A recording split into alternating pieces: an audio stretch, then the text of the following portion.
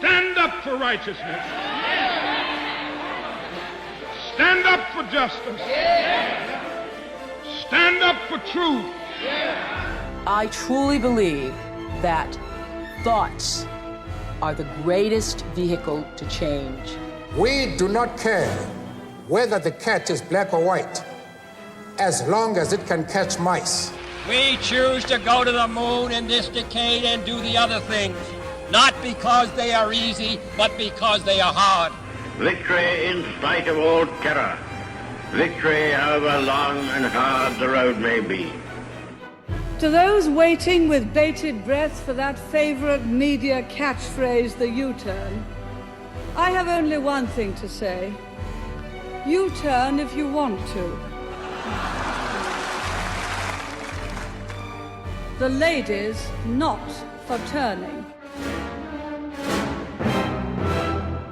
The line between order and disorder lies in logistics, is a quote by Chinese military general, strategist, philosopher and writer Sun Tzu.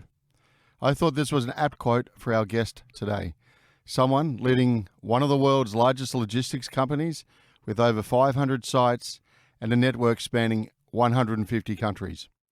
Our guest is Toll Group's Managing Director, Alan Beacham, who oversees a team of 16,000, serving over 20,000 customers all over the world.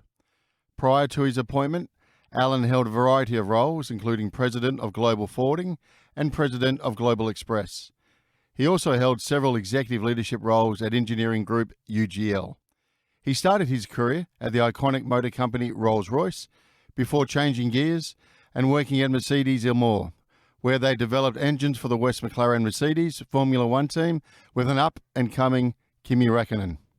Alan currently sits on the board of Healthy Heads in Trucks and Sheds, a charity representing the well-being of those in his industry. He has previously served on the boards of Metro Trains Melbourne and Sydney, UGL Unipart, Novell Ship Management, and the Australian Rail Association.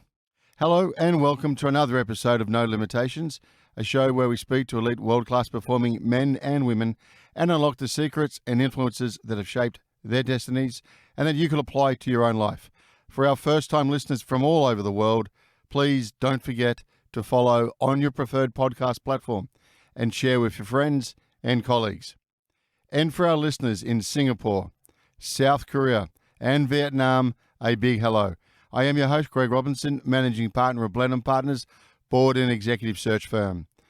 As an industry expert, Alan shares insights on a wide array of topics, including the unique opportunities being presented to business in Asia, how to operate in an increasingly complex and fast-paced business landscape, and the exciting developments in supply chain innovation, hydrogen trucks, artificial intelligence, and drones in the world of logistics. Finally, Alan touches on his leadership philosophy and the importance of inclusion, kindness, and resilience in this ever-changing world. So sit back and enjoy. Leadership is a gift. Alan, welcome to the show. Thank you. It's great to be here. Easy question to start with, Alan. What are your thoughts on the Australian, Asian, Northern Hemisphere economies at the moment? You're across them all. What's going on? An easy question. What a warm-up. Yeah. So I've got lots of thoughts on it, but I don't think that I've got any of the answers. I struggle to find an economist that would actually agree with each other, let alone with me, on what's going on. So I think it's easiest to talk about what's our actual experience of the different economies. So if I think about the US economy, in around October last year, we really started to see volumes slow down. And so that was very much the leader in the effect of what I think we're seeing, which is a global slowdown and a reduction in volumes, at least in volume of freight being moved. I mean, that's fact. There's 20% less freight going across the gate of the port of LA and Long Beach in November last year than there was the year before. And that volume has not recovered. So that's sort of same. It's stabilized, so it's not dropping as fast. Was the peak during COVID? Absolutely. There was an absolute peak during COVID, and there was a 10% demand spike caused by the US, which I think was caused by the triple incentive program that hit there. And so people had money to spend, and they were spending it. Yeah. So there is a little bit of a hangover of that, but the US economy hasn't tanked though. So we've seen a significant slowdown in our customers and the volumes being moved and the volumes in general, so all handlers. In Europe, we've seen a similar effect in a reduction in volume, but I think the drivers are somewhat more complicated for Europe. You've obviously got the effect of the Ukraine war, you've got the effect of Brexit, and you've got rapid inflation due to probably both those things and rising prices. This morning, I saw the results that the UK is still at 10% inflation and now the highest inflation in Europe. And then here in Australia, we do have high inflation. I think it was just at 7% reported, but for a long time, the Australian economy seemed to be faring quite well. Where on this most recent trip to Australia, I'm now seeing real signs of at least what I would call a retail recession starting to occur. And the example, I'll use in a very domestic position of what do I think of the Australian economy right now. We've got a few clients who are in the sneaker business.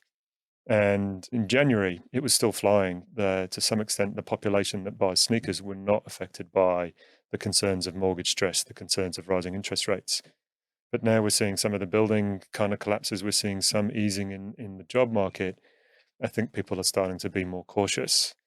So does cautious translate into crash is probably the $64,000 question for the Australian economy. But I hate to be the one who's on the more negative side of the outlook, but that's certainly what we're preparing for, is a slower economic outlook in Australia over at least the winter period, where I would say in the US, it's still confused. I listened to an economist, which I thought actually spoke sense, kind of show that the monetary tightening has only really just started to bite. When you look at a trimmed mean PCE, which, what does that mean?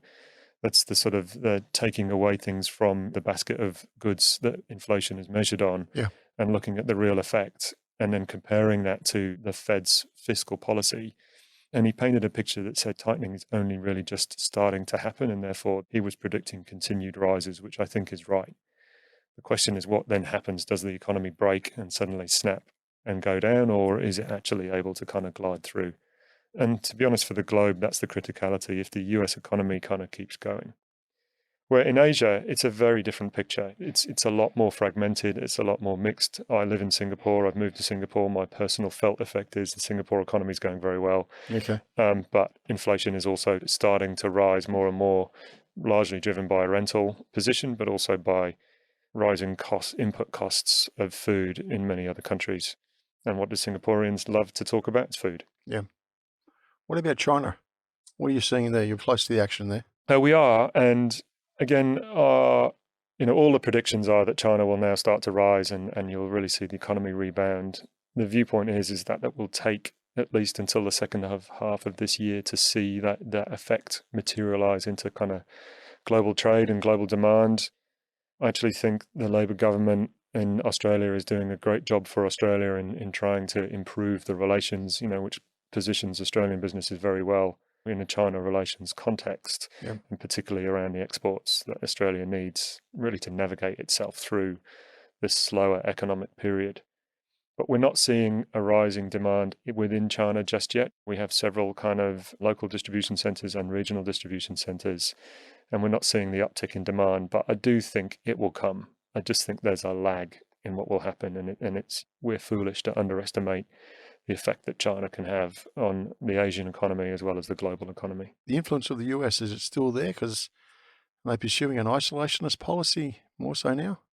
I think it's really interesting. I think overall, the effect of the geopolitical tension between the US and China is impacting global companies as to where they are choosing to source manufacturing through the Trump tariff trade wars. People talked about moving and people talked about China plus one, but they looked at it and went, it's too hard.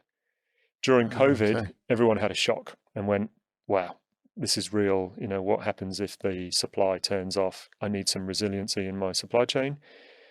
But it was difficult to react because of all the other things we're dealing with. Now in a post-COVID world, we're seeing a lot of active moves to start to actually either physically shift or think about shifting. And I think the thing that also turbocharges that is not just geopolitical instability, but it's the rise in the potential of a carbon price. And therefore moving your manufacturing closer to your market means that you consume less carbon in the shipping and the transportation, and you're also building resiliency into your supply chain. So we're certainly seeing global manufacturers not exit China whole scale, but develop strategies to have alternate options, which in effect builds resiliency into their supply chain, but allows them to continue to take advantage of what has been the factory of the world for quite some time. But are you seeing other nations being smart about incentivizing business? We will talk about Singapore, who's done it exceptionally well, but you do see everything across the world in your role. Are companies or countries coming together better and saying, well, look, there might be an exit strategy, make it worth my while? I think necessity being the mother of all invention has seen Singapore and probably Dubai to be the world leaders in actually making a policy decision of saying we're going to be open for business, we're going to attract foreign investment, and we're going to make it easy for that to happen. In other countries, it seems, where there's perhaps more political instability or more frequent change of government or just more general bureaucracy, that becomes harder. The obvious position of that would be India, right? I do believe in India. I've believed in it ever since I first went there 10 years ago. And I think it really you will see it rise. It's the fastest growing economy in the world right now. But it's not easy to do business in India. There's still quite a few loopholes. There's still quite a few things, and it's murky. I was in Vietnam 2 weeks ago, and that is a country that is absolutely seeing lots of foreign investment come in. They're pro-foreign investment, but it also comes with complexity as you look for land, as you try and acquire or get into land that's already been zoned and classified. And so it's a very complex kind of situation, and you need quite a bit of help to try and navigate that. And that's certainly something we're trying to do and help our customers do. But, we ourselves are having to navigate it. Yeah. What about Australia? Are we being smart or not? So I think Australia... There's an opportunity here, surely. There's a massive opportunity, but there's also some things that I think create a degree of sovereign risk. We saw it many years ago with the resource super profits tax. I think that was around 2010. Yes. And that kind of really spooked foreign investment. Similarly, at the moment with energy and gas pricing and the potential kind of unintended consequences of what is really trying to help the Australian public is spooking foreign investment again. And so I think the challenge for any government is how to look across all aspects of a policy decision to say, well, if I'm making a policy decision to support the locals, will it actually disincentivize, foreign investment? I think Australia has a terrific opportunity in its natural resource. Yes, but we've been playing that game for how long? But it is the one advantage that Australia has, considering it's got a lot of dis-synergies or disadvantages, being low population and a tyranny of distance. Yep. So it has to play to its strengths. But I think... What about processing? We don't do much processing, Alan. We do terrific at digging the hole and shipping. If you said, what would I want to see in Australia? I'd like to see the population grow. I think we've got the space, we've got the opportunity, but to do that, we've got to change the infrastructure. We've got to allow that growth to come into the country. And unfortunately, that requires government intervention to facilitate and lay down the foundations. Then things like processing and so on. Ultimately, the green economy gives the greatest natural opportunity for Australia to start to consider that as we look at how do we actually combat energy-intensive processing activities. If Australia can create the platform where it can actually have a reliable and low-cost source of renewable energy, it could really shift the game. Yeah, okay, but from a business perspective, are we moving too fast? And what the rhetoric is saying compared to the pain that could be dished out? I don't think we're moving too fast in Australia. I would not say that at all. Okay. Well, what are you comparing it to then? So if you look at the speed at which other economies have been able to stand up policy and get injection, again, living in Singapore, I've probably got more direct observation of that, but probably Singapore was behind in a green kind of commentary or policy decision. Now, it's actually supplied or developed a green energy agreement with Australia, and now is really trying to accelerate, and it's able to move very quickly.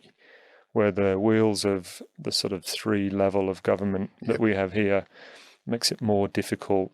There's more stakeholders involved. It's harder to actually cut through and get the decisions that are pro-investment, pro-international investment to actually stand up projects that will really create Australia's population growth that I think it needs.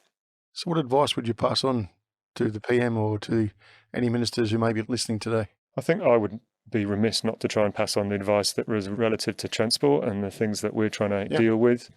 We have a significant opportunity and a significant challenge here when it comes to transport. We need transport. Without trucks, Australia stops, is the thing that you will see on every truck driving around Australia. But as we try and transition to a low carbon economy, there's a massive opportunity to do that, but a massive risk. Right now we're trying to wrestle with, we need a 2-ton axle weight relief. We need the ability to not have to redesign trucks to be fit for purpose for Australia. There's only something like a 0.5 centimetre or 1 centimetre gauge difference, but that is the difference between being able to bring a European truck in clean versus actually having one specified. So there's really simple things that we can do to incentivize and improve our ability to actually transition into a greener economy.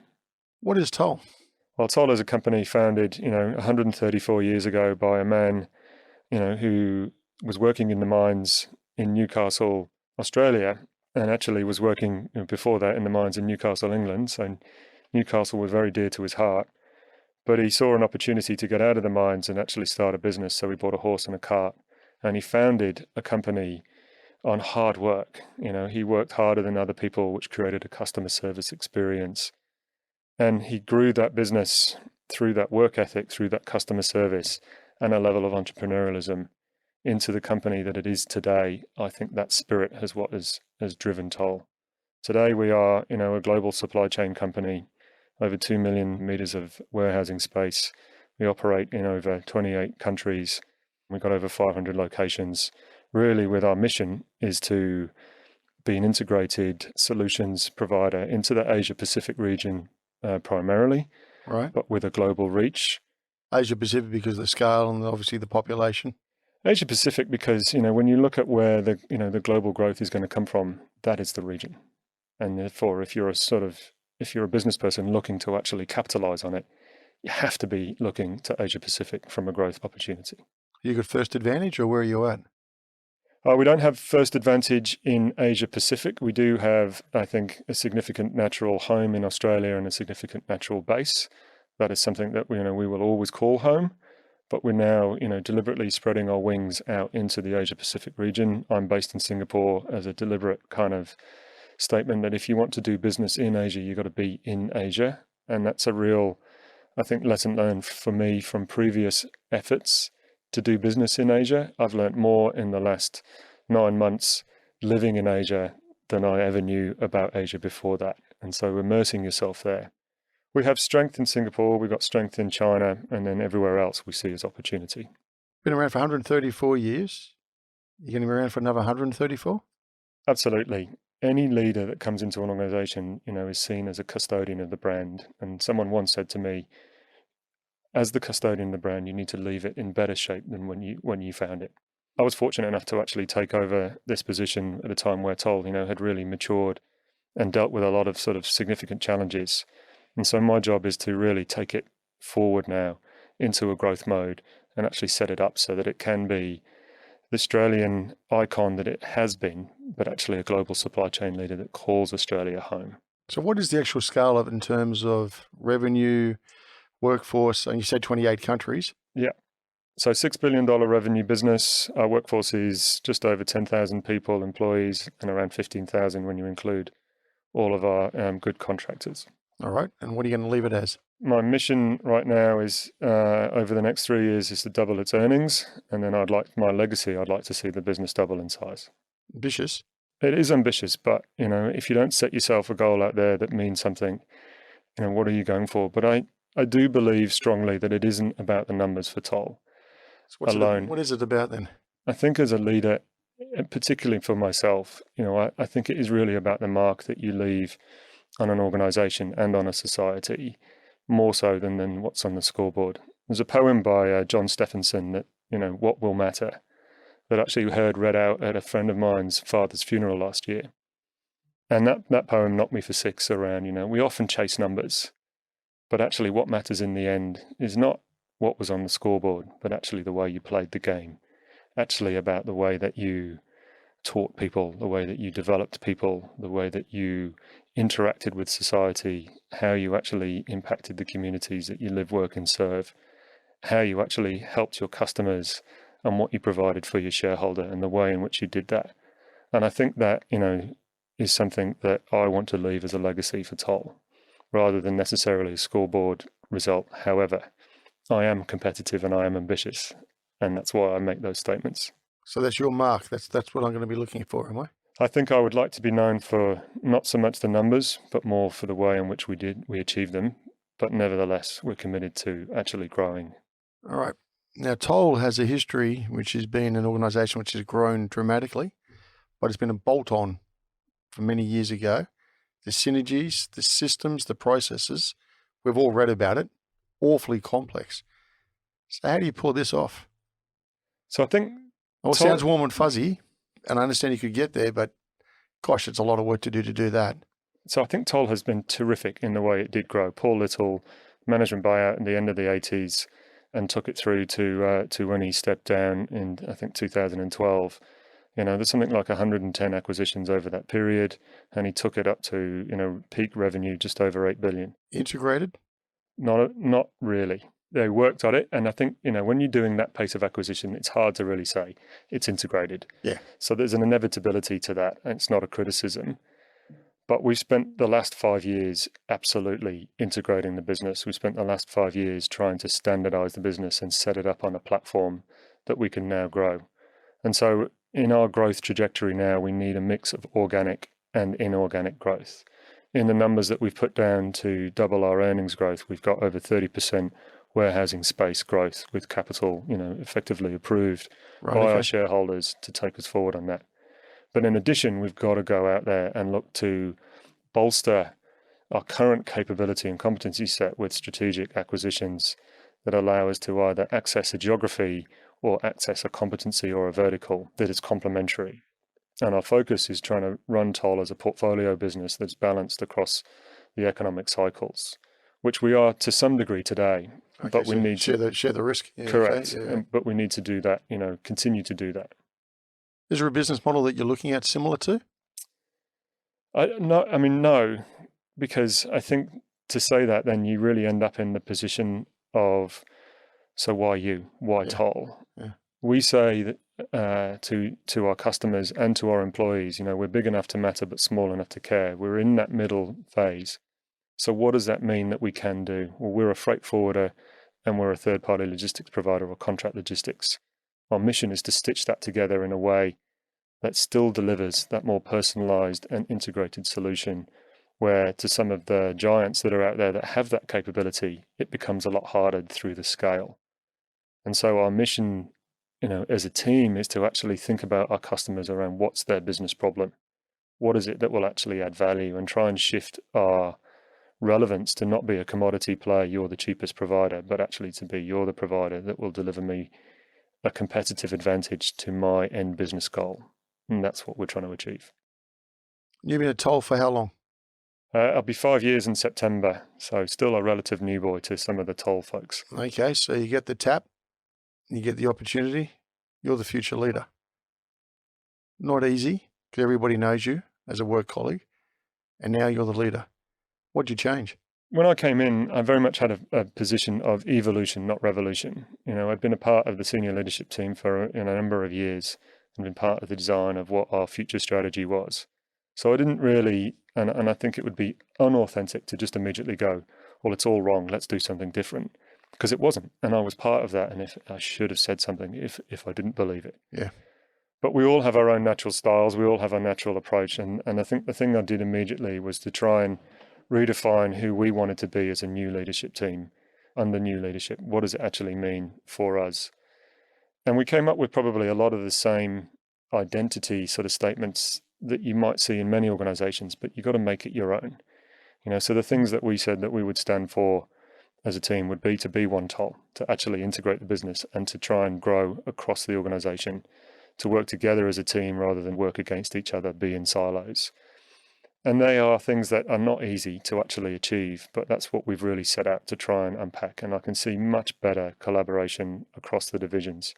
Because if you want to be an integrated provider of solutions, you actually have to have your freight forwarding team and your warehousing team lockstep with the customer saying, this is what we can do for you. Who made the decision to move HQ out of Australia?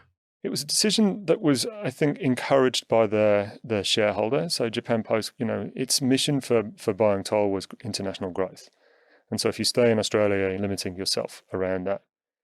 And I think they were very keen to see that we backed that up with action. I think Michael was the first person to really put effort behind transition of personnel. Thomas, when he was appointed as the CEO, was based in Singapore, so it created a natural epicentral, move. And progressively now, I want to take a position of having half the leadership team within Australia and half the leadership team within Singapore to create a natural balance. Gives us a much better opportunity to get around the globe to see customers or clients, but also makes a clear statement of we're still an Australian business. We still have half of our business in Australia and we're not going to give that up. We're going to keep developing, but we are going to grow externally and particularly in Asia Pacific. And from a management philosophy or style, it must have changed somewhat from the heart and soul out of Melbourne to Singapore. I think what happens when you move things like head office, right, it creates a degree of fear and uncertainty until you can unpack that. Yeah, okay. And I think that's something that we've probably had to navigate as we've had a lot of other distractions over the course of COVID and other things. Yeah. But we're now starting to get a good identity, being clear around half the leadership team will be in Australia, half will be outside, being clear that we're not departing Australia whole scale, being clear that we will continue to have the right people in the right location focused on the things that our customers and our employees need us to do. So I think we're starting to settle into that groove, and we're really starting to see that there is opportunity to grow in Asia. We needed to get the growth, and we've achieved 15% growth in our Asia logistics business over the last 12 months. Mm-hmm. And that has also helped people believe, well, okay, it is starting to happen. Yeah, but you want to double earnings. If you're going to double earnings, what type of people are you going to bring in terms of leaders now? Is that changing your mindset? We're definitely trying to improve the diversity of the business and the diversity of thought. We're trying to graduate for some of the commentary that's been labelled on, I think, any transport business, truckies in suits. There was a comment labelled at Toll, maybe I'd like to see myself as an engineer in high vis, and that's me. But what we need is a leadership team built of different people. We have some of the hardcore transport leaders, but we also have leaders who've lived outside in very different companies. Our CFO has, although he's got some logistics experience, has grown up through very different organizations, FMCG and then Honeywell for a long period of time. Yeah. So we're very much trying to build that diversity into our leadership team in all facets in terms of age, experience, gender, race, location. But it isn't easy because as soon as you change something, you bring a change in. But that's the journey we're on. Does it really work? And the reason I say everyone talks the Kool-Aid. I think the best example, are lived and personal examples. So where I've seen leadership teams built of the same people, you all think the same way, and you end up kind of drinking your own Kool-Aid. Where leadership teams built of different people will actually challenge each other, and that's something we're trying to make really a defined part of our mantra. Is we've got to be able to challenge each other well in the team. Actually say, while we're talking about this, it's not moving the boat forward. It's not helping us grow. There's a great example of a study done, which was written in a book called, I think it's the Diversity Bonus, where they took a team of super bright professors and pit them against basically a randomized mix of everyday life people to solve problems. And the everyday life people over a period of time beat them time and again on the creativity of problem solving. Yeah, right. Because they had the diversity of thought to ask that perhaps the unobvious questions and sometimes the obvious questions in a way that wasn't groupthink or wasn't trying to be the smartest person in the room. Often the best solutions to a problem are the simplest ones, but they're almost always the ones that most people don't think about. So what's leadership, Neil? If we're going to go down that path, what's your style of leadership and what is leadership to you? So if I ask people, what do they think about me? I think they would say I'm an inclusive and kind of collegiate leader. I see my job as really to really work hard on the vision and the direction. Where are we going and why are we going there? Focus on the why particularly. And if you get that right and you can inspire people, then the question is, how do you sort of unlock the potential? Also, if we were asking my team, they would probably say, It's good where that starts, but as the pressure comes on, I'm very inquisitive and ask questions, why are the things happening? I like to kind of keep my finger on the pulse. We have a saying in Toll, get out and look, which is a safety saying, and it's a saying of, trying to not run into things. But that's my leadership style. I like to get out and look. I spend a lot of time on the road, in the high-vis, in the businesses, trying to actually understand what's going on, how's it working, how do we help, what do we need to do. I'm a big believer that, it's the reverse pyramid. I'm at the bottom trying to support the organisation, not at the top. You said the unlock the potential. Where's that sit? In the guts of the business, at the top of the business? You're doing the reverse pyramid on me. Where does that sit? There's no doubt the potential sits in the first few layers of the organisation that touches the customer and does the work. Okay. I've always believed that, it's always been my mantra. The problem is, how do you actually unlock it and how do you work through that? The people that get stuck are the people in the middle. They're trying to listen to things that we're saying, this is the vision, this is the direction. They're also trying to react to the needs of the employees. And there's an old adage, line up your leadership structure, give them all elastic bands, and then say to the CEO, go right and go hard, and watch all those armbands snap, right, okay. as it goes through. Yep. And so the way to unlock the potential and the challenge that we keep facing is, how do we keep the narrative simple? How do we keep it consistent and clear on what we're trying to do? And how do we create that listening approach? It's hard. I don't profess to have all of the answers, but, I definitely believe in it as the approach. You started in some pretty interesting times, and they had to get through that period of COVID. What did you learn? Well, at the time, so I took over running the Global Express division, which is parcels, pallets, everywhere, at the beginning of our first cyber attack. Oh, right. A few weeks later, we started to see the first signs of COVID. By the end of probably my first 8 weeks, we had effectively gone through the first cyber attack and the recovery, and we were fully into COVID. And on the 23rd of March, we locked the country down in Australia. And then on the 3rd of May, we had the second cyber attack. So I'd say the first 90 days were not a normal first 90 days for any leader. What I learned through that was, one, the resilience and the capability of the Toll team in a crisis is second to none, as good as I've ever seen anywhere. It's something that we talk about now, is how do we actually create the same conditions of distributed leadership where people are fully empowered and capable and able to make decisions in the good of the company, in the good of the customer, and the good of the employee to look after them. They were truly remarkable through that whole time. The effort to actually keep our people safe whilst actually, in effect, saving the company and saving the business. We were burning a significant amount of cash because, we were unable to collect our invoices due to, all of the system challenges. Yeah. It was phenomenal. The resourcefulness, the efforts that people would go to actually solve a customer problem, get them what they needed to continue to run their business was quite remarkable. So what I learned through that was, again, the power of really simple kind of goals, alignment around what we needed to do, and then really empowering people and giving them the freedom to go out. We made a ton of mistakes through that period, and we did upset people, but we had that view that says, well, okay, what did we learn from that? Let's fix it. Let's move on. Don't do that again. But what's the next idea? What's the next thing we're going to try?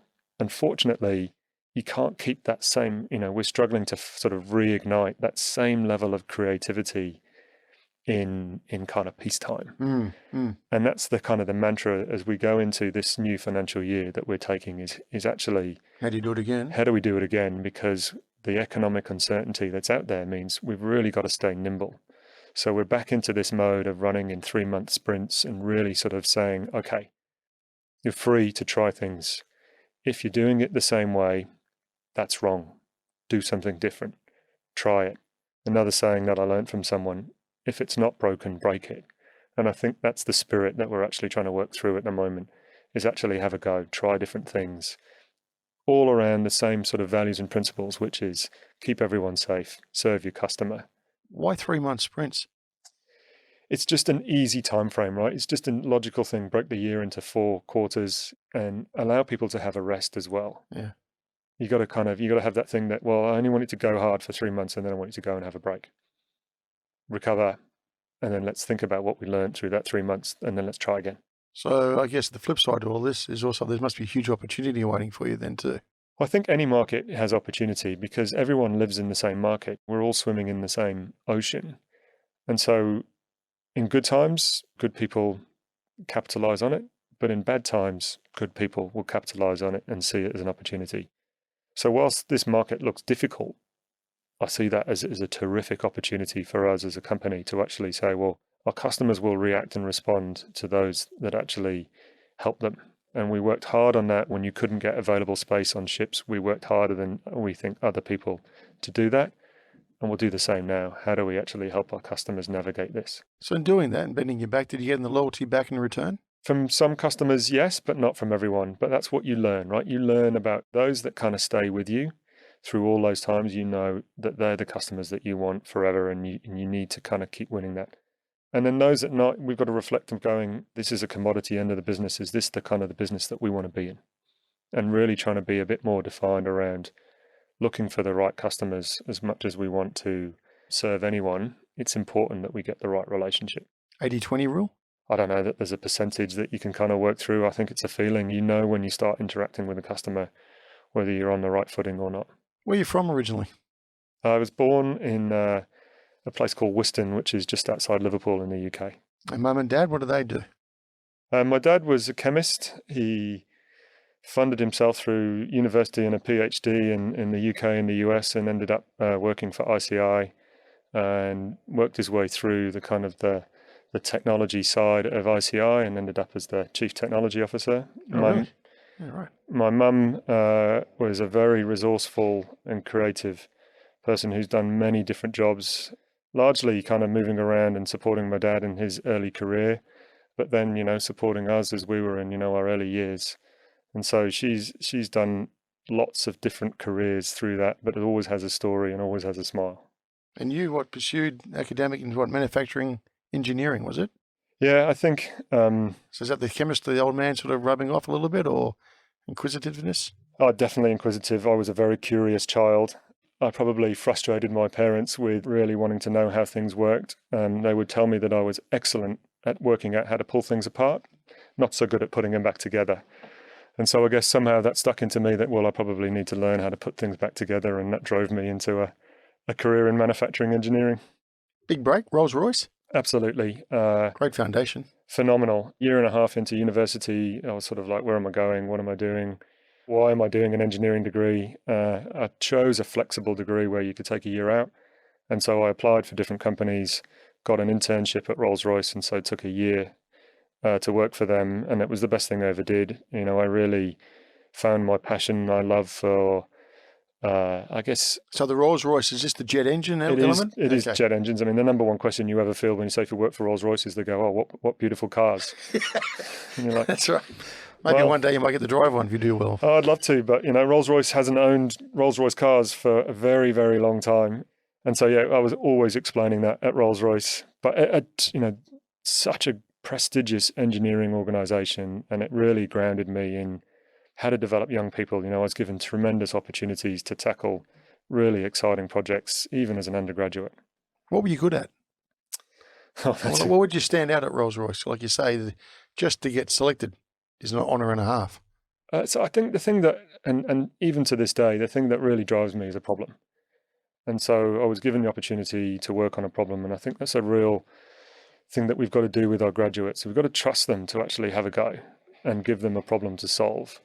And I was given that opportunity and I took it, and, I probably should and could have solved some things quicker than I did, but it was the chance to learn and forge, that curiosity. How does someone make it into the Mercedes then? Formula One team?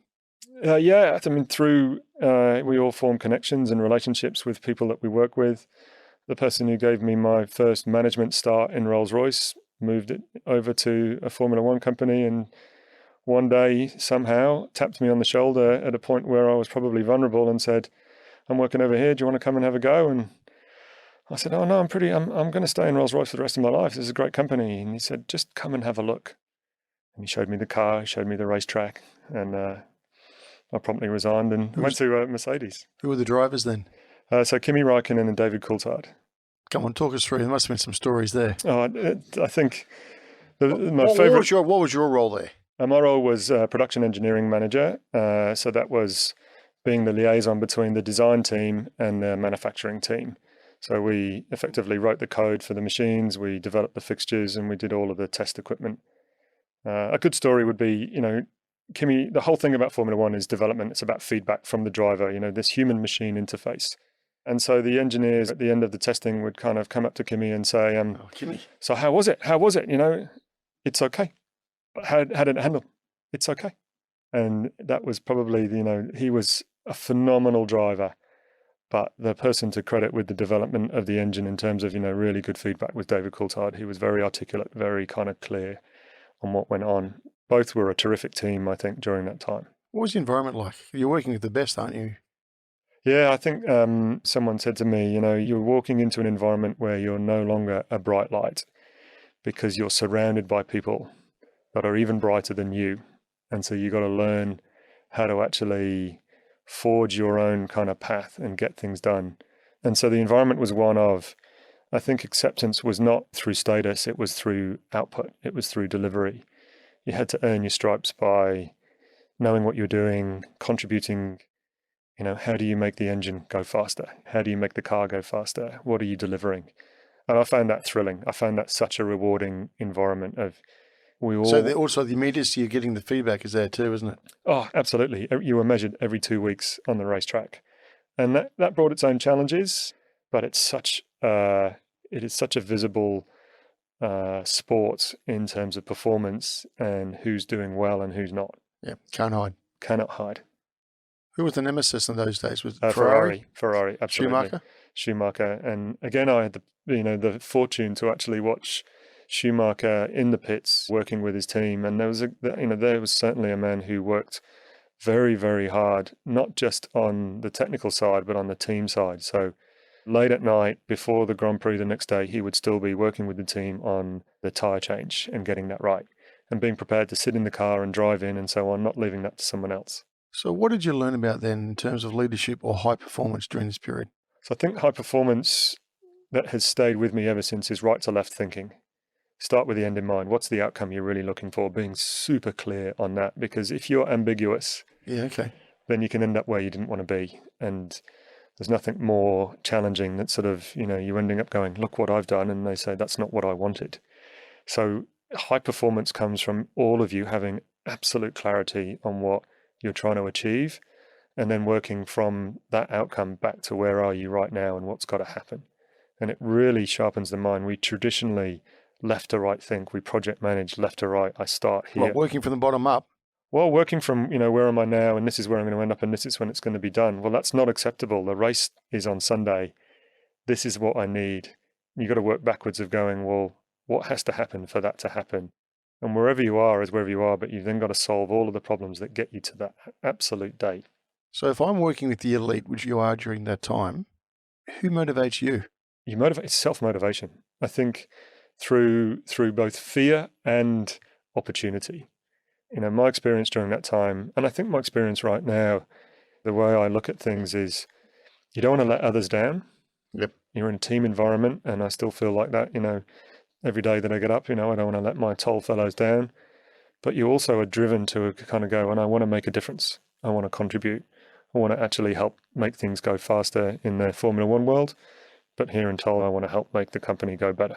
Small teams, very focused teams, high-performing individuals. Message gets across pretty quick, understood, and you can't hide. You're running a large-scale multinational business. How do you get your message out? And you're not everyone's elite. I think it's the same thing, that clarity of what are we trying to do? I work really hard on trying to keep the message simple, which is often a challenge for me because probably my wife tells me I talk too much. But, really got to focus on no more than 5 points in a message, really trying to keep it simple, give the why as to what you're trying to do, give what the outcome looks like. And communicate. You've been exposed to some of the best technology from the racing days, but you're also exposed to the future technology in your role now. What are we going to be seeing coming? I think it's such an exciting period. The next 10 years in the world of logistics is very unstable. I'm not forecasting a change to containerization, which has been around for 50 years. But I am forecasting the rise of digital and Internet of Things, really meaning that everything is enabled so that we can track and trace and see and optimize across every point of the supply chain. I think we will see dramatic innovation in moving away from the traditional internal combustion engine that is used in every form of the transportation, even in gas turbines of aviation. We're all wrestling with how to actually shift to a low and eventually zero carbon propulsion solutions. And at the same time, we're seeing the demands of the customer shift around. I talk about the 3 R's of supply chain. And in fact, What are they? Let me go back. For a long time, we've talked just in time. And then COVID happened and everyone talked about just in case, which I never subscribed to. And I always thought was bad business because it means you're piling inventory into the system. What does just in case means to the layman out there? So it means just in case means, I'm going to buy it now just in case. Just in case I need it. Yeah, toilet roll. Yep. Why did we all go and buy toilet roll? It's beyond me. Just in case. Just in case. It's bad business. It's really bad business. And it means that you stress supply chains. And that's why we ran out of things during that time. Because the buy signal and the rules that we've sort of built the whole just-in-time ethos on go out the window. And that's, in effect, what happened in COVID. We broke the system. Right. So now as we recover and we've got some sense of normality, I feel that we need the 3 R's. We need a responsible supply chain, one where, in fact, let me start with a more practical, the resilient supply chain, which a lot of people talk just in case is about resiliency, which I don't agree with. Resiliency for me is actually being able to give our customers, and what we're working on in Toll is being able to say, okay, that supply route is blocked. You can go to a different location because we're tracking it in real time, because we're looking at the decisions. We'll now give you a different path to get your goods to market, to get it to the customer. So resilience, is about finding where the weak points, where the choke points is, and then putting good decision making or good risk management strategies in place. So instead of holding inventory at the end, do you hold it at the source? Yeah, okay. And change that. That's the warehousing play and everything. Correct. And so Right. I think you'll see a shift around that. Second thing is, we really want a responsive supply chain, which we traditionally optimize supply chains on speed or cost. Do you want it quick or do you want it cheap? And most people say, I want both. But that's the sort of traditional tension point. They will still apply in the future, but we will also add in, what's your carbon impact?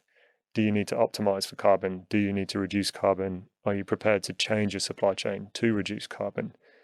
And then do you actually need to create a degree of, the fourth dimension that we really want to work through is this kind of notion of contribution to nature and its impact. Yep. And that's where I kind of feed into the responsible supply chain. And that's where it comes to, we are increasingly looking as consumers to say, where did this come from and how is it treated? Whether it is the provenance of the ingredients, and are they truly what they say they are? Yep. Whether it is the provenance of how have you made this and how have you supplied it? So modern slavery and other things, and ethical sourcing. And then what has happened to it? If you sort of think about temperature sensitive or humid sensitive aspects. Am I prepared to pay a premium for that?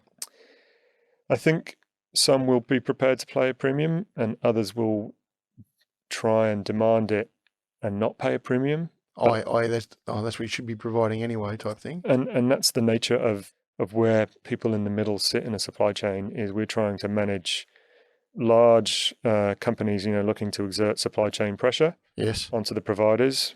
But eventually we'll solve all those problems. If you look at how we as humans have been able to really, in a relatively short period of time, shift. You think about the price of a TV, largely stays the same. Yep.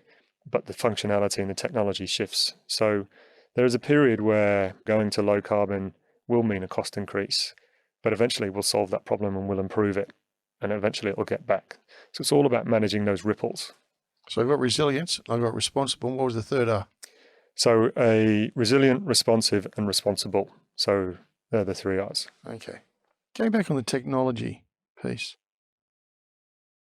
and where we are with regards to carbon, and you've sort of given some indication, but is hydrogen engines, etc., going to come into play, or is it just theory?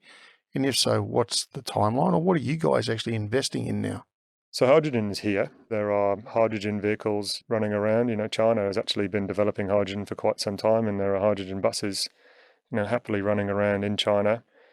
We have invested in a hydrogen truck that is due to coincide with Viva's investment in the hydrogen production, all part of an initiative supported by the Victorian government.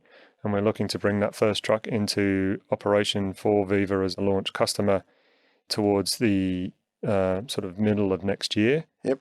The Hydrogen Highways Initiative was an initiative launched by the government, and it's running through a tender process right now to try and provide hydrogen refueling across the Hume. So running north-south, from Melbourne through Sydney up to Brisbane. And again, that's a commitment to put down the fuel kind of availability. There are a number of companies working on hydrogen. All of the manufacturers are trying to think their way through it. There is no common kind of position on the technology. Is it fuel cell or is it hydrogen, adaptation of a standard internal combustion engine? Where do you store the fuel? Do you store it as gas or do you store it as liquid? They all come with complexity. They all come with challenge. They all come with a tare weight penalty. But do I think it is the future? Yeah, I think it's going to be one of the solutions. I think electric solves the lighter end of the haulage task, and hydrogen is currently the only solution at the heavy end. Will something else come along that we haven't thought about? Maybe. But right now, the best pathway we can see is to try and get ahead and get in front of understanding the hydrogen requirement, because in our fleet, electric alone won't solve all of the problems or won't solve all of our needs. And Alan, China is pretty much becoming the hub of AI in the world, investing so heavily in it. What are you tapping into there? So, AI is one of these terms that is just, amorphous. Yeah. It's what does it actually mean? What does it actually mean? Yep. So I think if you break it down into finding ways that you can create a learning environment and then use that learning environment to sort of make autonomous decisions around solutions, we're already started on that. We launched our first, we call it RPA, robotic process automation, where it learns tasks that you've previously done manually, using a human. And effectively, if you ingest enough information, it can then effectively make all of those judgment calls and deliver the output that you need. So we're already there. We're already working on those features. Okay. Are we sitting there, with ChatGPT trying to work out how to write a dissertation? No. Are we investigating how to use that for research and other things? Yeah, absolutely. There are people in our organization that are way smarter than me and that are, are already early adopters. Yep. Our thrust at the moment of where we're looking for developing, artificial intelligence, or really to some extent you're looking to improve your productivity, is around the critical element of supply chain, which is, when will my freight arrive? So looking at what we can take from historical data, current data, and any level of input such as weather, disruption events and things like that, to actually get a better analysis. So that's the sort of the area that we're putting quite a bit of investment and effort into, developing that capability in order to provide some improved visibility and predictability to our customers. From your experience across Australia, does Australian companies invest enough in R&D? I don't know whether I would give that perspective on Australian companies alone, but I think typically in our industry sector, we probably don't push enough into R&D. So it's a point of difference there? We've just launched an innovation centre, so we've put 20 million down over a stated 5-year period for now to actually work and unencumber, the brightest and the best people to actually work, scouring the world for the best sort of innovative technologies and try and then bring them to a solution, and similarly trying to find a problem and then develop solutions that can adapt to it.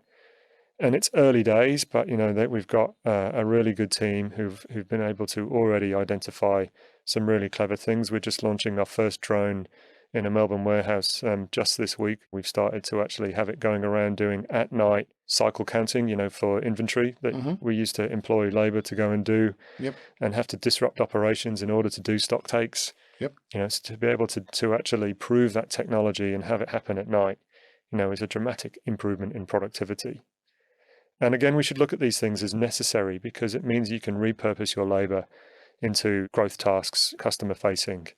We're at 3.5% unemployment, and so We absolutely need to look at different ways to use our labour, more effectively. Are we going to have drones delivering more, or what happens to that? I know there's all sorts of issues regarding airplanes and flight zones and everything else, but are we, if I'm sitting out in the bush, for example, in Australia, is that something going to be on the radar or not?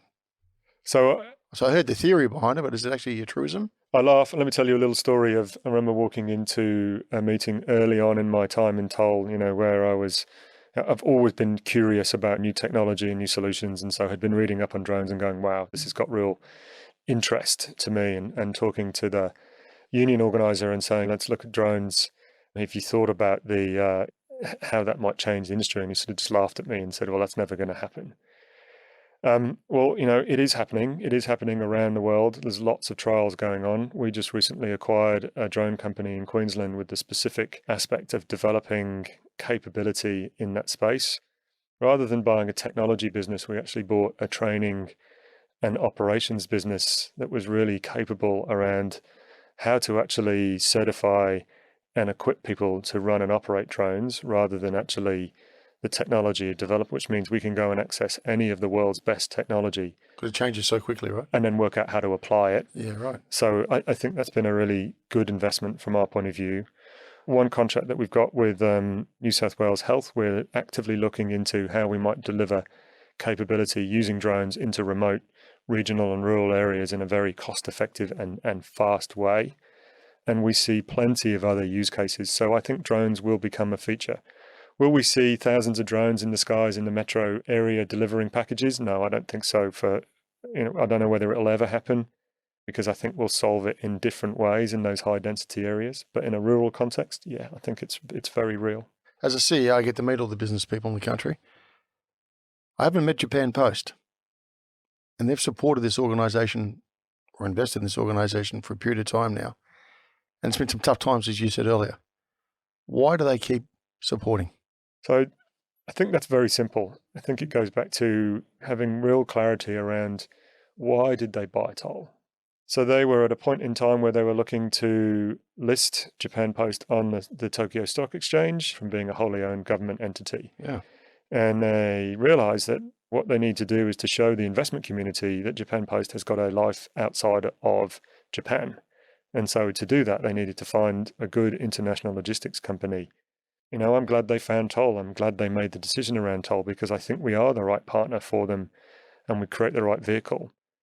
Early on, they had to work through the challenge of taking a company that had grown so rapidly and then seeing structural changes in the marketplace and dealing with some of that. And then, we set ourselves off on a very aggressive transformation to try and do all that integration.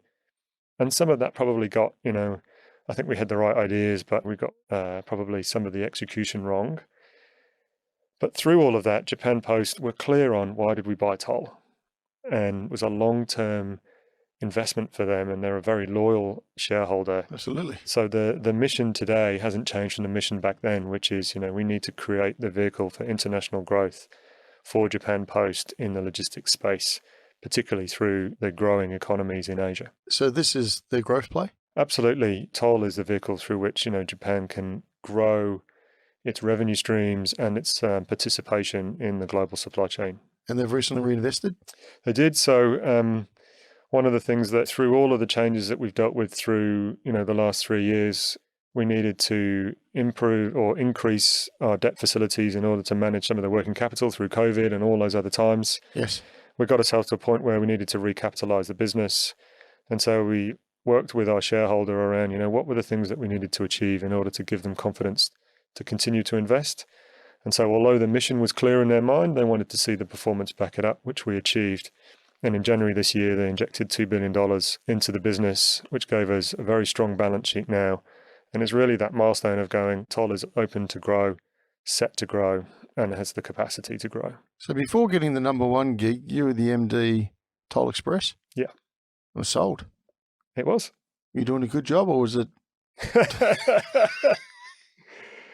I think as anyone running a business, do you want the business that you're running to be sold? I think, I'll give the very honest thing. I didn't sit there and go, oh yeah, please sell the business I'm running. Do I think it was the right decision? Yes, I think for Toll and for the mission that I've just explained of, the international growth, Global Express was not global. It was an Australian New Zealand focused business on parcel delivery, pallet delivery, intermodal, domestic focus. It's a great business. It's got some structural challenges to it, but I think we worked very hard to try and overcome some of those structural challenges through that period of COVID and set it up for sale at the same time. And so I'm really proud of how the team actually navigated through that. So they were dealing with the challenges of COVID. They were also dealing with the challenges of how to react in a marketplace that was evolving rapidly, as well as actually go through what is quite a distracting period of selling a business. And I think it's gone to a good owner in Allegro. I think they're a good company to actually take it on and move it forward. What do you say? What's the standout for them? Well, when I look at some of the things they've done with other businesses, they've really been able to take businesses that they see have a market performance opportunity and really sort of get a crystal clear strategy, inject the right amount of capital and the right amount of change and push it forward. And the example is, I think they've owned a caravan park business 3 times because they've been able to actually work out how to run it well. And when they've sold it on, as you naturally do in a private equity, it hasn't performed and they've been able to buy it back and then turn it around and run it again. That's an example of how Adrian and Chester have been able to run that business. Another little thing, bit different about your role, your old boss is the chair. Yeah. That doesn't happen very often. No, in fact, if you sort of read the AICD guidelines and other things, they're like, that's what you don't do. How's it working? It's working. working. I'm sure you're going to say great, but... Of course I'm going to say it's great. But no, it really is. Thomas Knudsen, is an industry stalwart in the freight forwarding arena and the logistics arena from all his time with Maersk and Damco and what he'd achieved. So, I'm not an industry stalwart. I've moved through many industries. So he provides some really good, wise counsel around, when I come and sort of want to talk about what I'm seeing in the industry or what I'm seeing competitors do. And he did that when he was MD and I was in my freight forwarding role. But then now as chairman, he's got a great leadership style where he very much doesn't interfere. He isn't hands-on. He gives people the freedom and the autonomy to actually go through, but is a wise counsel, is a good kind of a giver of advice and giver of opinions when it's sort of needed or wanted. So we found a really neat working relationship. We speak pretty regularly. I spoke to him this morning around, different topics, and it's just great to have someone who knows toll well, but also knows the industry well to bounce ideas off. A little bit different to a lot of leadership in Australia. You've jumped around a bit in industries, haven't you? I have. Does that put you in a better stead, do you think? It puts me in the stead that I'm in terms of, is it better or worse? Probably be marked by how whether I meet the legacy I want to leave for toll. But I can say that I've always sought a challenge and I've always sought a company with purpose and meaning. And I've always wanted to go somewhere where I feel like I'm home. And in all of the companies I work for, I've always felt that. I've always had that connection to what we do, why we do it, and had a connection to the people that I work alongside in the company. And I found that in toll. I think the fact that I've worked in a number of different industries does give me a different perspective. I have been able to see different business models, but it also means I've got to learn this business, and I find that fascinating and challenging. And it does mean I look at things at first principles and try and, I guess, ask the inquisitive question, why? You recently had a get-together with your exec team, haven't you, in Adelaide? Yeah. From a headhunting point of view, we're in a prime position as search consultants. Your chief execs are vulnerable, in my opinion. And the reason being, the majority of senior executives are returning our calls. Just increasingly interested to know what else is out there. They're exploring it. They want to know. How are you going to keep them together? How are you going to focus them when we've got so many calls coming back to us? What did you learn? So in Adelaide, as a team, we actually spent a bit of time talking through our recent overall employee survey. First time we've done it in as long as I've been in toll, and I think I'm struggling to find when we last did one as an overall. It was quite revealing. So we used Peakon, which gave us access to kind of global benchmarks and global things. We came in on benchmark. And so on one hand, you go, terrific, we're in the mix. But you're not in pole position, are you? But we're not in pole. And frankly, so on one hand, I I didn't panic as a result of that, but I wasn't happy. And none of us were happy, because when you read into it, you sort of go, well, what are the kind of the key things people are looking for? What do they want to, understand?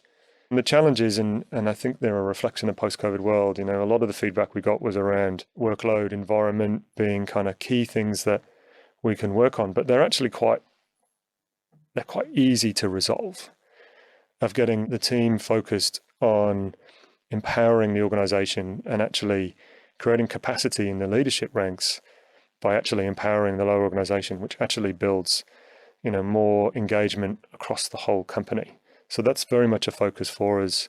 It was in the last 6 months, but it doesn't happen overnight, because you've got to create trust. Can I make the decision? Can I take this? And that's what I talked about before. We're really working on creating that spark of going, yes, you can. Have a go. Work through it. So as I look about my own team and the rest of the team... Why are people calling me so much, Alan? Why are they returning my calls then? Maybe not you, but in general. And in the next 2 years, they're definitely going to be calling me. It's the hygiene factors, right? So I think if you look at people coming out of what's been an incredibly difficult period, they're suddenly now taking stock of going, okay, what's next? What does this look like? And if we don't react to that, we're going to lose people. Ultimately, people leave an organization. I think the biggest cause is they leave, who they work for. And so leadership becomes incredibly important. But they also leave if you don't get the things around the environment and the workload and their sense of ownership to where you're going. They've got to believe that we're going somewhere. Yeah, okay, let me throw a little bombshell at you there. So I heard in the conversation, I was in the conversation, and a senior executive said, "You've got to be kidding." I said, "What do you mean?" Go down to the local cafe, you'll see half an exec team sitting there having coffee. Get up in the morning, you'll see more dogs being walked than ever before. And yet all I'm hearing all day long is that it's tough, it's getting back to work. I need this sense of purpose. Which one's true? It's a great question, and it's easy to try and give a glib answer to it. It was an observation done by someone who knew the market inside and out. And there's no point in me fighting that observation. Everyone's opinion is true. When I look at, if I think about my own team, what do I worry about? I worry about overworking them. I do, look through that. I want them to try and find ways to delegate, because if you create capacity, if you create time to think, if you create time to solve problems in your mind as you're walking the dog and so on, actually, that's the best thing. I would celebrate if I saw my team, my exec team, doing any of those things, having a cup of coffee or walking the dog, because actually it means we're getting the balance right. It means we're getting the leadership right. And it probably means they've got the space, the mental space, to think about what next, to think about how we can make the boat go faster. Okay, so you're walking the dog in the morning, eh? I do, actually. I walk my dog. Yeah. Well, when you take the time to think, that's your... So I think walking the dog and exercise in general is absolutely my problem-solving time. It's where I kind of disconnect. There's no phone, there's no anything. It's just you and the environment. I actually paddle a surf ski as my favorite sport, so I'm on the water and I'm generally trying to, figure out how to not fall in. And so your mind just is able to decompress, and that's when the best ideas come to you. All right. Now you're spending, is that true, 600 million in the next 3 years, Vietnam, India and Indonesia? We're certainly spending that amount of money in Asia in general. Okay. So we're in 9 countries from an Asian logistics perspective. So you're not just talking a good story, you're actually following through on it? Absolutely. So last year we approved new warehouses in Bhiwandi in Mumbai, warehouse in Korea. We've moved into Korea already. We'll move into Mumbai next year.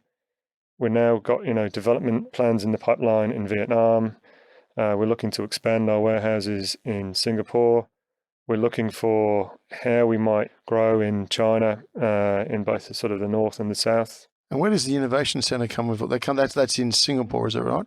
Innovation centres in Singapore, but to serve the globe in terms of solutions. Okay. Is that much different to your competitors? I think so. When we opened the innovation centre, everyone said, "Oh, you've got one now, have you?" So what took you so long? Yeah. So I think it'd be glib to say we're the only ones trying to do, innovation. I think ultimately the test is in how you apply it and what you do. I'm super proud of the way the team has actually come together and opened it up. And we're already seeing, as I said, the drone application in Melbourne. We actually have got autonomous mobile robots in Korea that we've now kind of got geek robots solving the problem between the traditional staging area and how you actually use people to take it from what's been picked to what gets packed and in the truck. I need to kind of put that to music because it does look like one of those things that just deserves, it's like kind of synchronized chaos, but it's a beautiful thing. All right, last couple of questions. Back home in Australia, industrial relations. Yeah. Are we playing the smart game? It's really interesting.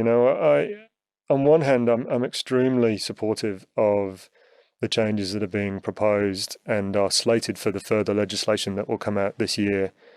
But I've equally got some concerns. The speed at which the legislation was developed was very fast. And when you kind of get into that kind of industry bargaining position, in certain sectors, I can actually understand, why it creates a good opportunity. But if I think about the transport segment and we get into kind of collective bargaining, the risk that I, fear is we slow things down. We actually create quite a restrictive scenario rather than actually allowing, the freedom of competition. We're a good payer. We're well above any base wage marks. And so it seems odd for me to say that because I would obviously want the competition to all come up to the same level. But I equally think the danger is, if we can't find the right agreement and we kind of choke up critical supply chains, that brings with it a risk as well. So we've got to work out actually how we apply some of these applications. But am I supportive of making sure that we get the right safety standards, we get the right kind of rates of pay at that low end of the market? I'm 100% behind that. Am I supportive of, that we get responsible procurement in order to kind of, as an industry, get contracts that make the industry viable and survivable? I'm 100% supportive. So, Getting on well with the unions? We're right in the middle of, well, I say right in the middle, we're just at the start of our kind of current round of bargaining with the TWU. And so far, the dialogue is positive. Yeah, but they've got wind behind the back. They do, but I think we approach every bargaining with a viewpoint of we're trying to work out that appropriate balance between serving the needs of our employees, serving the needs of our customers, and serving the needs of our shareholder. And my rule is, if everyone's kind of mostly happy but not completely happy, then you sort of got the right amount of balance. And that's how I think we're trying to approach this and approach the discussion. We want to have access to the right people, which means we've got to have a competitive employment package. But we also need to serve our customers, so we've got to have the right productivity in there, and we've got to make a return for our shareholder. We've got to strike that balance. Alan, if you could hire more people, what sort of scale of numbers would you talk about? Well, if you look at the organisation, we are growing, but we're trying to find more efficient ways of doing it. So we're trying to what I say to all the people, don't fear automation, because it creates an opportunity to actually develop and train what have been good, loyal people into new roles. And it means you can grow a career with Toll rather than just stay in the same role. So certainly if I say that we want to double the business, it doesn't mean we're necessarily going to double our employee base. But typically we can't serve customers, in transportation without driving trucks. We will have people in trucks for quite some time, to come. And so we will become ever increasing employer. Australian immigration then? So I think... Frustrating? Yeah. If you look at what are some of the challenges that we face at the moment, it's trying to put enough people on shift in order to serve our market. We're at the tightest labour market, we ever had. So we're not stealing Australians' jobs when we look at immigration. And when I look at the health of the overall country, I believe that we need to grow. So it's about trying to find the right balance of getting that immigration correct, bringing the right kind of skills and making it available in the right locations. But certainly the moves that the government made at the beginning of this year to try and bring more in are welcome, but we need to kind of keep improving the speed and facilitate the way we can actually get the right workforce in. I really like the Singapore model in terms of they have a very kind of keen eye on the number of jobs for their citizens, and they try and balance that immigration within that. I think that's healthy. But whilst we're at a labour market right now where there's literally at 3.5% unemployment, the people that want a job can get a job. The people that are choosing not to are making that choice. I think as the economy slows down, that might change. But at the moment, I think I'm supportive. Business receive enough incentive? As you said, there's a couple of barriers we've got to think as a country. Our employment costs are high. Our energy costs are high. Our bureaucracy is 3 levels at least. And then you go to Singapore, we can get things done very, very swiftly for the government who's made some big moves in bringing in multinationals. What's your takeaway, what we can learn from all this? I think any business would say we want a relationship with government that is pro-business, that promotes growth. When I look across all the markets in the world, is there difference? Absolutely there is. But it'd be amazing if it was all the same. I'm assuming your question is in the context of the Australian government and the Australian landscape. And what I would say is that the challenge is about the different layers of government and how some of the help goes. Right now we are on the cusp of making an announcement for the development of a $200 million state-of-the-art warehousing facility in Western Sydney. Okay. And we're having to work our way through planning approvals. And they're very necessary and they're really important. But the speed at which that occurs is currently a challenge for us. It's currently a challenge for our developer. And it has a flow-on effect that it's sort of starving the opportunity of new jobs coming into the economy, new employment, and our customers, getting a really great facility. So those are examples where, I'd really like to see government a bit more proactive in sort of looking at what is it that we're trying to achieve and how do we really get behind that and drive some speed into the decision making. That's what will set Australia apart from an investment context. We have the opportunity to deploy capital in any country that we want to operate in. We want to choose the areas that we see the opportunity. But if we find that we can't get the approvals, then we potentially need to make alternate choices. You just mentioned an opportunity there, potentially in the wings. What does that mean for Tull? It's a real kind of, I think, statement that comes with the recapitalisation. We got the recapitalisation. Now we've put $200 million of investment into Australia. It's our first major investment in some years. It gives a clear indication that although we're looking to grow globally, we still know where our home is and where we need to support. The other reason I'm super excited is, we spent quite a number of years now developing our Preston's e-commerce facility as a multi-user facility. And through the pandemic, that kept all of us in, essential footwear, essential clothing. It fueled some of the retail activity that went on for a number of our customers. So to be able to bring a facility that's double the size of that with modern technology, really state-of-the-art, it also will be a Green Star rating 5 with full solar onto the roof to allow us to actually shift into that next phase of how we actually run facilities. We're really excited. Personal side, you invest time, in your own personal time, on boards, including Healthy Heads in trucks and sheds. What is that all about? It's a terrific charity. I can't take any credit for the creation of that. There was a number of key people in the industry several years ago, I think back in 2020, that recognised that mental health in the workplace is a real challenge. And so Australia Post, Linfox, Toll, and a number of other organisations kind of came together and said, we need to do something about this. And formed a charity, not-for-profit, really focused in terms of its mission on three things. Firstly, it's about training and educating people around the mental health topic, how to recognise it, how to deal with it, how to handle it. Focused on the standards and policy lobbying of how to actually influence to kind of create the right environment for our workforce. And then finally, actually promoting how to live from a well-being point of view. A lot of our workforce operate in isolation, not just truck drivers, which is sort of well known and understood, but actually operatives in warehouses can operate often in tasks on their own for quite big chunks of the day. And so you've really got to manage of how to live and operate in a community where you can recognize the signs of mental health challenges, where you can create a positive environment where that conversation can be held and where you can get appropriate help and training. Paul Graham is the chair of that charity. I think he leads it really well. Naomi Fraunfelder is the CEO and she really does a terrific job. What I really want to see though is, like any not-for-profit needs money in order to grow, we have a truck that is a roadshow that goes around. It is booked out for the next 2 years. So we've got enough demand to put 2 or 3 trucks on. We have terrific support from the manufacturers to provide it, but to actually staff it, we've got to kind of put more money in. So we need more people to kind of get on board, and we also are looking for the government to also kind of really support what is such an important topic in an industry segment that employs so many great Australians out there. As a leader, what's the best counsel you think you've received? I've received a lot of counsel. I'm definitely a product of people who've given me good advice along the way.